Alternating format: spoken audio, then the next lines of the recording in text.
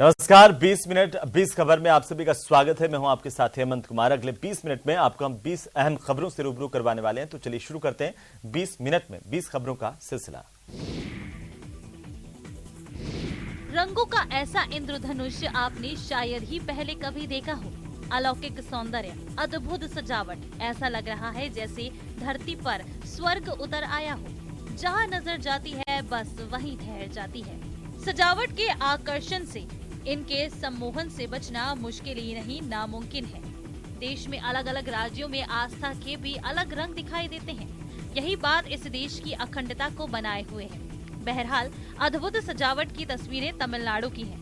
यहाँ के पलानी स्थित दंड्युथापानी स्वामी मंदिर में कुंभाभिषेकम के अवसर पर यज्ञ पूजा की गई। इसके लिए पलानी के दंड्युथापानी स्वामी मंदिर को दुल्हन की तरह सजाया गया। 27 जनवरी को मंदिर में अभिषेक समारोह है, जिसके लिए दुनिया के कोने कोने से भक्त इस मंदिर में पहुंच रहे हैं।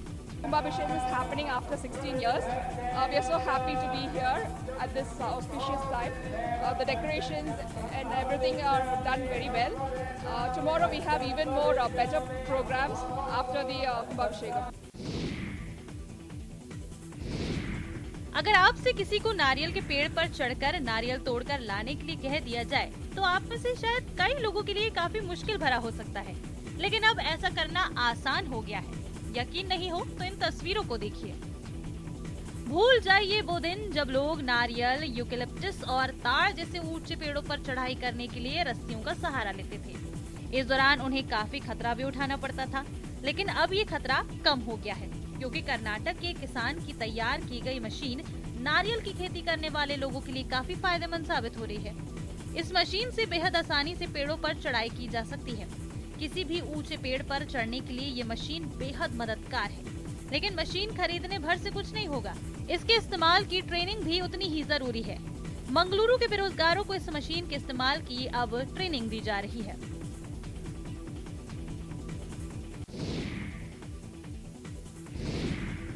जैसलमेर की कला और संस्कृति से लोगों को रूबरू कराने की पूरी तैयारी हो चुकी है। फेस्टिवल में ज्यादा से ज्यादा सैलानियों को इनवाइट करने के लिए शासन प्रशासन भरपूर प्रयास कर रहा है। जी हां, जैसलमेर का इंटरनेशनल डेजर्ट फेस्टिवल 3 फरवरी से शुरू होगा। 3 दिन के फेस्टिवल में इस बार बॉलीवुड के साथ ही मलयालम स्टार भी लोगों को न्योता दे रहे हैं। धर्मेंद्र, डिम्पल कपाड़िया और कृति सेनन के बाद अब मलयालम सुपरस्टार मोहनलाल ने फेस्टिवल में आने के लिए इनवाइट किया है। सुपरस्टार मोहनलाल ने एक वीडियो जारी किया है, जिसमें वो फेस्टिवल को अमेजिंग इवेंट बताते हुए सभी को इसमें हिस्सा लेने की अपील करते नजर आ रहे हैं। I am currently shooting at Jaisalmer. If you happen to be here in the first week of Feb, don't miss the Mahotsav.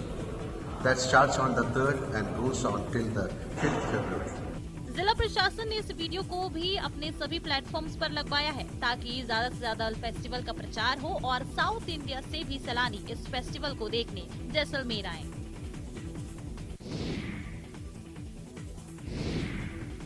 प्रधानमंत्री नरेंद्र मोदी ने शुक्रवार को दिल्ली के ताल कटोरा स्टेडियम में स्टूडेंट से परीक्षा पे चर्चा की। 2 घंटे तक चले इस कार्यक्रम में मोदी ने परीक्षा और जीवन में तनाव पर बच्चों के सवालों के जवाब दिए। पीएम मोदी ने छात्रों को जीवन में सफल होने के लिए खास मंत्र भी दिया। पीएम नरेंद्र मोदी ने कहा कि परीक्षा पर चर्चा मेरी भी परीक्षा है और देश के कोटि-कोटि विद्यार्थी मेरे परीक्षा ले रहे हैं। मुझे ये परीक्षा देने में आनंद आता है। परिवारों को अपने बच्चों से उम्मीदें होना स्वाभाविक है, लेकिन अगर ये सिर्फ सामाजिक स्थिति बनाए रखने के लिए है तो ये खतरनाक हो जाता है। पीएम मोदी ने कहा कि सिर्फ परीक्षा के लिए नहीं, वैसे भी जीवन में हमें समय के प्रबंधन के प्रति जागरूक रहना चाहिए। काम का ढेर इसलिए हो जाता है क्योंकि समय पर उसे नहीं किया जाता। काम करने की कभी थकान नहीं होती। काम करने से संतोष होता है, काम न करने से थकान होती है। झारखंड के दुमका में वन विभाग वन कर्मियों और एसएसबी जवानों को विषैले सांप पकड़ने की ट्रेनिंग दे रहा है। दरअसल जंगल और पहाड़ से घिरे दुमका में कई प्रजाति के सांप पाए जाते हैं, जिसे देखकर लोग भयभीत हो जाते हैं। ऐसे हालात से निपटने के लिए वन विभाग की ओर से 3 दिवसीय कैंप का आयोजन किया गया, जहां ट्रेनर ने विषैले सांपों को पकड़ने की ट्रेनिंग दी। इस दौरान कोबरा और रसेल वाइपर जैसे सांपों को पकड़ने के गुर बताए गए। वहीं सांप के काटने पर प्राथमिक उपचार के साथ सांपों का रेस्क्यू करने के बारे में भी जानकारी दी गई।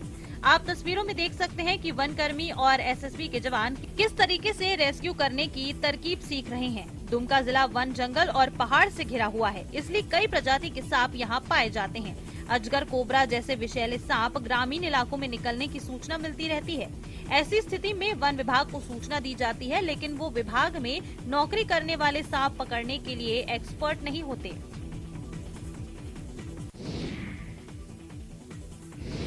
अलवर का सरिस्का बाघ अभयारण्य अब पर्यटकों के लिए रोमांचक बनता जा रहा है। वनराज को शिकार करता देख पर्यटक रोमांचित हो रहे हैं।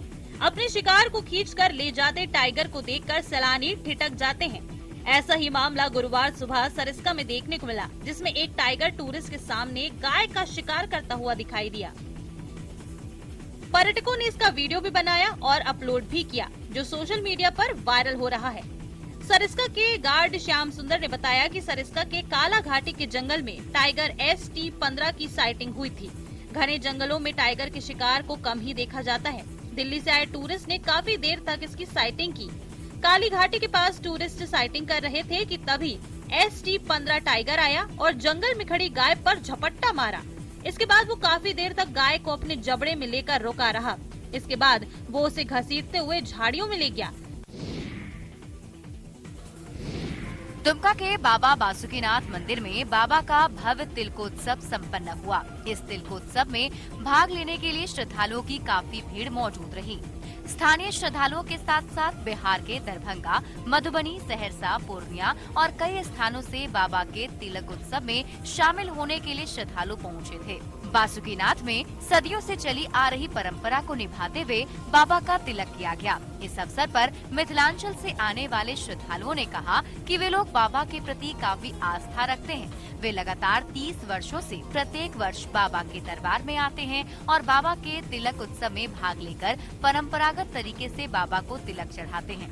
परंपरा के अनुसार बाबा के तिलक उत्सव पर बाबा को सोने की अंगूठी, चांदी का बाजूबंद, पीताम्बरी वस्त्र, कांसा और पीतल के बर्तन समेत अन्य सामग्री चढ़ाई जाती है, जबकि माता पार्वती को नए वस्त्र और आभूषण अर्पित किए जाते हैं।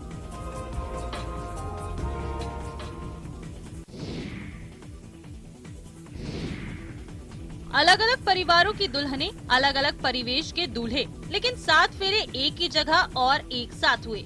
हजारों लोग इस पल के साक्षी बने। तस्वीरें राजसमंद भीलवाड़ा बॉर्डर पर स्थित सातलियास के सावरिया सेठ मंदिर की है, जहां शुक्रवार को 151 जोड़ों का सामूहिक विवाह समारोह आयोजित हुआ। सावलिया सेठ मंदिर परिसर में दरीबा के भामाशाह रतनलाल अहीर ने सामूहिक विवाह का आयोजन किया। इसमें राजसमंद और भीलवाड़ा जिले के 151 जोड़ों ने शिरकत की। इस समारोह में कई गणमान्य नागरिकों ने शिरकत की। सावरिया सेठ मंदिर में सामूहिक विवाह समारोह का आयोजन हुआ, जिसमें रतनलाल अहीर ने सभी जोड़ों को पूर्ण रूप से सम्मानित किया। वह पूर्ण रूप से दान दहेज देकर उन्हें विदा किया। झुंझुनू के चिड़ावा क्षेत्र में इन दिनों शादियों में दूल्हा दुल्हन और शादी में आने वाले मेहमानों और बारातियों को अनूठी शपथ दिलाई जा रही है। ये शपथ इन दिनों खासी चर्चा में है। दरअसल कुछ सामाजिक कार्यकर्ताओं ने एक अनूठी पहल शुरू की है। ये लोग शादियों में जाकर लोगों को थाली में उतना ही भोजन लेने की अपील कर रहे हैं जितना वो खा सकें। राहत की बात यह है कि इस मुहिम के सकारात्मक परिणाम भी सामने आ रहे हैं। सचमुच शादी ब्याह में कुछ लोग थाली भर लेते हैं लेकिन खा नहीं पाते, जिससे न केवल बदबू हो जाती है बल्कि गंदगी से बीमारियां भी फैलती हैं। शादी में भोजन छोड़कर हम अन्नदाता और धरती माँ का अपमान करते हैं। इससे बेहतर क्या ये नहीं कि शादियों में बचे भोजन को किसी जरूरतमंद की थाली तक पहुँचाया जाए। योग के ये आसन देखिए, है ना कमाल के। इसे यूं ही नहीं पाया जाता, इसके लिए कठिन साधना करनी पड़ती है, पर इतनी नहीं कि आप घबरा जाएं। यकीन नहीं तो MP के सतना जिले की 13 वर्षीय छात्रा से पूछ लीजिए, जिसने योग में अपनी खास पहचान बनाई है। अब इस मासूम को लोग रबर की गुड़िया के नाम से जानते हैं। इस छात्रा ने CM के सामने मंच पर अपनी योग कला का ऐसा प्रदर्शन किया कि वो भी दंग रह गए। महज 13 साल की उम्र में कृपा मिश्रा ने देश प्रदेश में 12 गोल्ड और 2 सिल्वर मेडल हासिल कर सतना का नाम रोशन किया है। बड़ी बात यह है कि छात्रा के गुरु कोई और नहीं बल्कि उनके दादाजी हैं। मैं योगा की डेली प्रैक्टिस करती हूँ, सुबह 2 घंटे, शाम को 2 घंटे करती हूँ। और जब मेरे दादाजी यहाँ पर योगा की क्लास लेते थे, वहाँ पर धीरे धीरे मुझे प्रैक्टिस कराते कराते सुबह शाम डेली यहाँ पर। प्राकृतिक क्षमताएं सबके पास अलग अलग होती हैं। बच्चे बहुत हैं, अलग अलग तरीके से सभी अपना अपना जो है कार्य करने की कोशिश करते हैं। उनसे मैंने पूछा कि भाई इसका सिस्टम क्या है और सिलेबस वगैरह, तो उन्हें दिया। नागौर जाके उसमें पार्टिसिपेट किया, इसने अपना मेडल उठाया।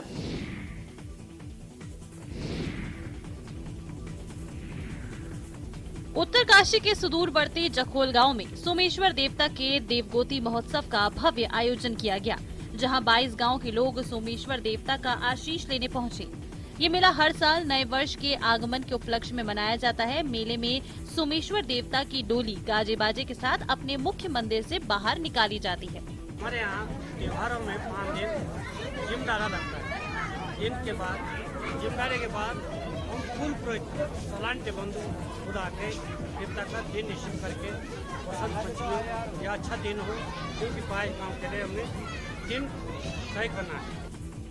ये मेला आज भी पहाड़ की संस्कृति और पारंपरिक तरीके को संजोए हुए है। इस मेले में ग्रामीण अपनी अपनी मनोकामना के साथ देवता के दर्शन करते हैं। ग्रामीण देवता की डोली को गांव की थात माता के स्थान पर विराजित किया जाता है। इसके बाद गांव के किसी राजपूत के घर पर 14-15 दिनों के लिए जाता है, जहां देवता की नियमित पूजा और रात्रि जागरण और दीप पूजा होती है। हेलीकॉप्टर में होके सवार चली रे दुल्हन तो अपने साजन के द्वार चली रे। तस्वीरें कोटा की हैं। यहाँ के इटावा कस्बे की शादी इन दिनों चर्चा में है। यहाँ गुरुवार दोपहर दूल्हा अपनी दुल्हन को लेने हेलीकॉप्टर में सवार होके पहुँचा है। जैसे ही कस्बे में हेलीकॉप्टर पहुँचा तो देखने वालों की भीड़ लग गई। दरअसल दूल्हे के पिता की इच्छा थी कि बेटा बहू को लेने हेलीकॉप्टर से जाए, इसलिए हेलीकॉप्टर बुक करवाया गया। दरअसल कृष्ण मुरारी प्रजापति प्रॉपर्टी डीलर का काम करते हैं। मुरारी के 2 बेटे और 1 बेटी है। इनमें से 2 की शादी हो चुकी है। सबसे छोटे बेटे सुनील की शादी इटावा निवासी रेखा से हुई। रेखा बीएड की तैयारी कर रही है, जबकि सुनील एमए की पढ़ाई के बाद आईटीआई कर चुका है और अब पिता के साथ प्रॉपर्टी का काम संभालता है। 26 जनवरी के दिन दोनों के फेरे थे। ऐसे में बारात कोटा से इटावा के लिए रवाना हुई, जहां दूल्हा हेलीकॉप्टर से पहुंचा।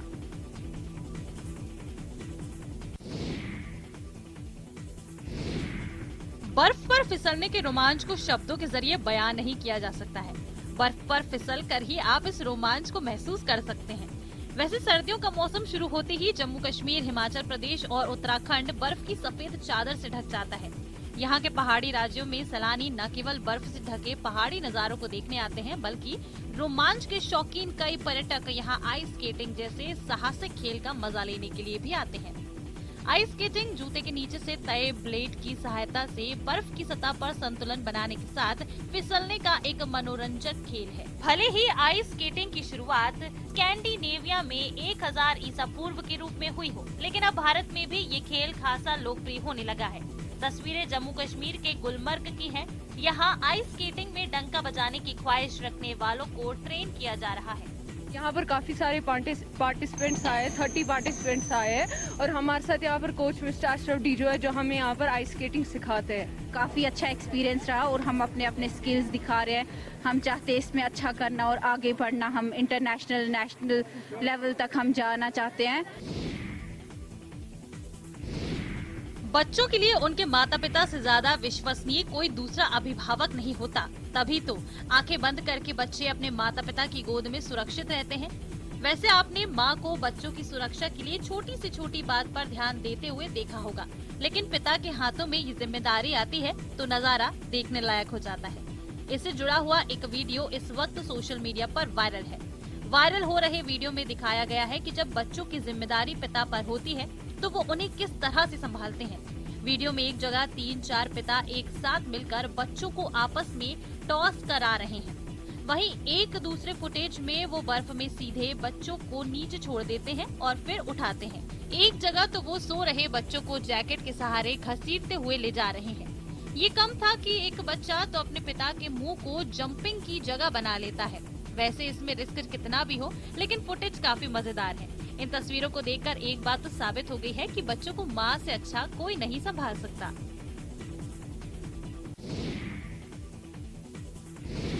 सेहत और फिटनेस पर ध्यान देना बेहद जरूरी होता है। इसके लिए अच्छे खान पान के साथ कसरत भी बेहद जरूरी होती है, जिसके लिए लोग जिम जाकर घंटों पसीना बहाते हैं।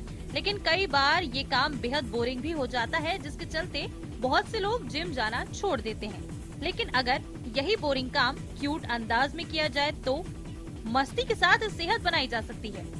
सोशल मीडिया पर ऐसा ही एक वीडियो वायरल हो रहा है, जहां दादा और नन्ही पोती का जिमिंग कॉकटेल आपका दिल लूट लेगा। दरअसल सोशल मीडिया पर एक वीडियो तेजी से वायरल है, जिसमें एक बुजुर्ग पीठ पर एक बच्चे को बैठाकर पुशअप्स कर रहे हैं। वीडियो एक जिम का है और शख्स की पीठ पर बैठी बच्ची उसकी पोती है। दादा पोती की इस जिमिंग जोड़ी को सोशल मीडिया पर खूब प्यार भी मिल रहा है। दादा पोती की ये जोड़ी पुशअप्स कर लोगों के दिन भर की थकान को दूर करने का काम कर रही है। ये वीडियो लोगों को बेहद पसंद आ रहा है। सर्जिकल स्ट्राइक यानी दुश्मन के घर में घुसकर उसे मारना। लेकिन इन तस्वीरों को देखकर चौंकिए मत। ये भारत और मिस्र की सेना के साझा अभ्यास की तस्वीरें हैं। जैसलमेर में 14 से 27 जनवरी तक भारत और मिस्र की सेनाओं के विशेष बल का संयुक्त युद्धाभ्यास चल रहा है। सैन्य अभ्यास में एंटी आतंकवाद, ट्रेस करना, अटैक करना और दूसरे विशेष अभियानों को भी शामिल किया गया है। इस दौरान एक खास तरीके की सर्जिकल स्ट्राइक भी एक्सरसाइज की गई है। लड़ाकू हेलीकॉप्टर के साथ सैनिकों ने कई ऑपरेशंस को अंजाम दिया। इस दौरान दोनों सेनाओं ने युद्ध की परिस्थितियों का ड्रिल किया। लड़ाकू हेलीकॉप्टर के साथ हेलबॉर्न ऑपरेशन भी किया गया। इस ऑपरेशन से जमीन पर उतरे जवानों ने आतंकियों को चंद सेकंड्स में ही ढेर कर दिया। इस 14 दिन के युद्धाभ्यास का नाम साइक्लोन 1 रखा गया। इस जॉइंट एक्सरसाइज का टारगेट दोनों देशों के बीच रक्षा सहयोग को बढ़ावा देना है। दोनों देश की सेनाओं के 150 के करीब जवान आपसी तालमेल, संचालन और प्रोफेशनल स्किल को एक दूसरे से साझा कर रहे हैं। सर्जिकल स्ट्राइक के साथ साथ आतंकियों से निपटने के गुर सीख रहे हैं। ये पहला मौका है जब दोनों देशों की सेना कोई सैन्य एक्सरसाइज साथ कर रही है। क्या पूजा में चंदा नहीं देने पर लोगों की जान ली जा सकती है? हैरान रह गए ना? लाजमी भी है, लेकिन बिहार के नालंदा में ऐसा ही हुआ। चंदा नहीं देने पर कुछ लोगों ने 2 लोगों की पीट कर हत्या कर दी। इस वारदात के बाद इलाके में हड़कंप मच गया। सूचना मिलने के बाद पुलिस मौके पर पहुंची और मामले की जांच शुरू की। पुलिस के मुताबिक इस मामले में एक आरोपी को गिरफ्तार कर लिया गया है। घटना के संबंध में जानकारी देते हुए एएसआई चुनचुन दास ने बताया कि कुछ लोगों ने सरस्वती पूजा के लिए इन दोनों व्यक्तियों से चंदा मांगा। चंदे के लिए 1000 रुपए मांगे गए थे।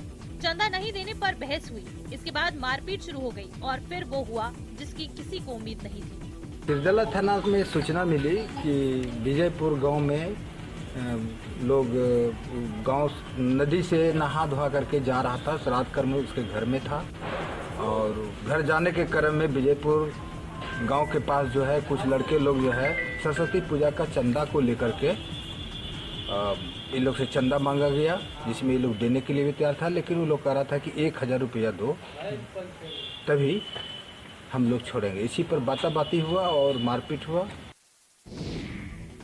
पुलिस की टोपी या पुलिस के खाकी कलर का मिलता जुलता पैंट या खाकी कलर का जैकेट पहन लेते थे, जिससे आम नागरिकों को ये समझ में आता था कि ये पुलिस वाले हैं। फिर ये उनके भ्रम में धोखा देकर और ये अवसर पा करके चोरी और लूट की घटना कर लेते थे। ट्रेन यात्री एक बार और सुन ले, सफर के दौरान हर खाकी वाला पुलिस नहीं होता। कई शातिर पुलिस की वर्दी पहनकर भी वारदात को अंजाम दे जाते हैं। उत्तर प्रदेश के कानपुर जीआरपी ने गैंग के सरगना सहित 5 चोरों को गिरफ्तार किया है। ये चोर ट्रेन में पुलिस की वर्दी पहनकर मौका पाते ही यात्रियों का सामान चोरी कर लिया करते थे। गिरोह के सरगना संतोष पांडे पर पहले से 17 चोरी के मुकदमे दर्ज हैं। पुलिस ने चोरों के पास से चोरी का सामान जब्त किया है। इसमें मोबाइल फोन, कैश और गहने शामिल हैं। 5 लोग पकड़े गए हैं, जिसमें से एक व्यक्ति बिहार का रहने वाला है और 2 वाराणसी के रहने वाले हैं, एक सुल्तानपुर का रहने वाला है और एक कानपुर का रहने वाला। इनका एक गैंग है और इस गैंग के अन्य सदस्यों के बारे में भी हम लोगों को जानकारी दी। पूछताछ क्रम में गैंग के पूरे सदस्यों को गिरफ्तार किया जाएगा। चूरू जिले के गांव चनाना बड़ा के एक व्यक्ति से 1,16,000 रुपए की ऑनलाइन ठगी का मामला सामने आया है। पीड़ित की रिपोर्ट पर चूरू के साइबर थाने में मामला दर्ज किया गया है।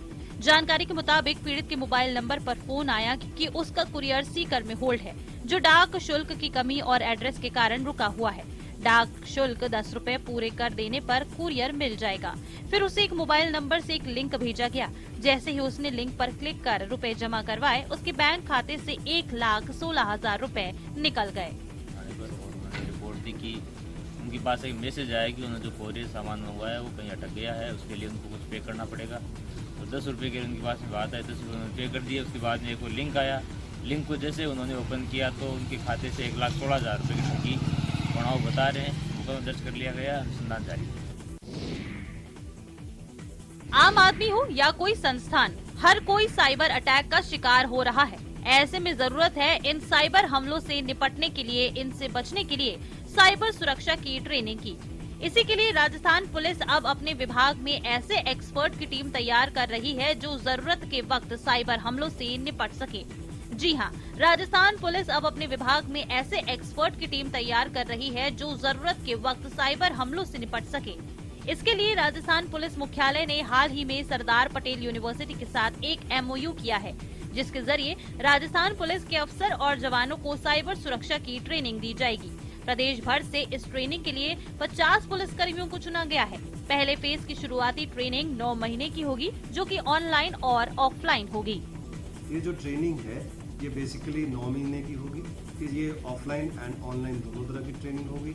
इसमें जो साइबर सिक्योरिटी के एक्सपर्ट्स हैं वो लोग भी आएंगे यहाँ पे और हमारे इन सारे कैंडिडेट्स को साइबर सिक्योरिटी के जो विभिन्न पहलू हैं उसके ऊपर ट्रेनिंग देंगे। उसके ऊपर उनको समझाएंगे कि साइबर सिक्योरिटी किस किस तरह से मेंटेन करी जाती है।